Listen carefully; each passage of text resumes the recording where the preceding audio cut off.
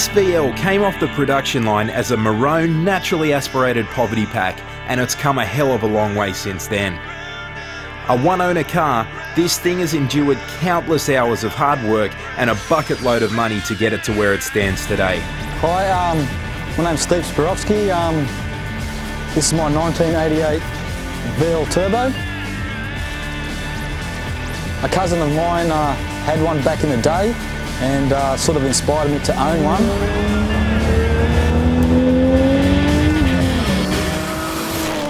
Yeah, that's why I've owned one for 19 years.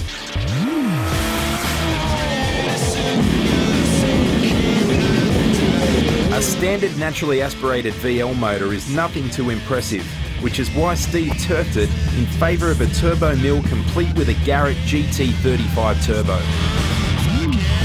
The bottom end was fully rebuilt to handle the 25 psi of boost. A Microtech LT12 computer was added to control everything from the ignition to the fuel injectors. The engine bay detailing abounds. It's hard to miss the big shiny Garrett turbo, the polished piping and rocker cover, or the custom JPC side mount plenum.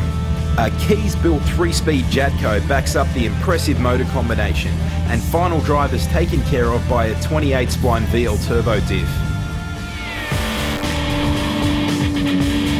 And in the last probably 15 months, I had the engine and gearbox and a bit of the running gear changed.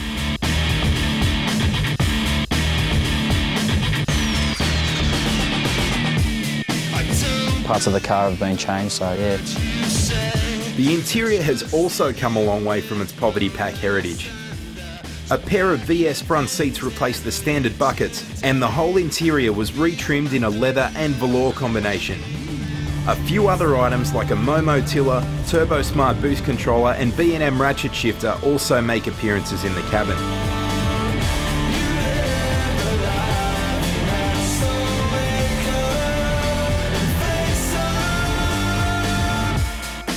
The standard maroon hue wasn't the most eye-grabbing colour around and was looking every bit of its 18 years of age, so the Standox colour charts were rated for the custom yellow mix. The colour is amazingly bright and detrimental to your health if you look directly at it. It was laid over super straight panels with brand new moulds. Have you ever seen a VL so straight?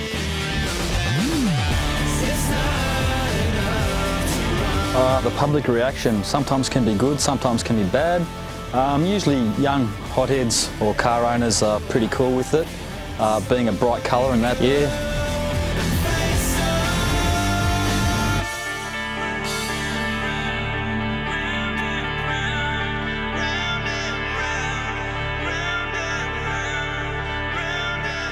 "19-inch FR Simmons wheels are one way of making any car look good, and to top off the loud paint, Steve went with a polished finish. Wrapped in 235 wide rubber, Steve isn't afraid of giving them a hiding.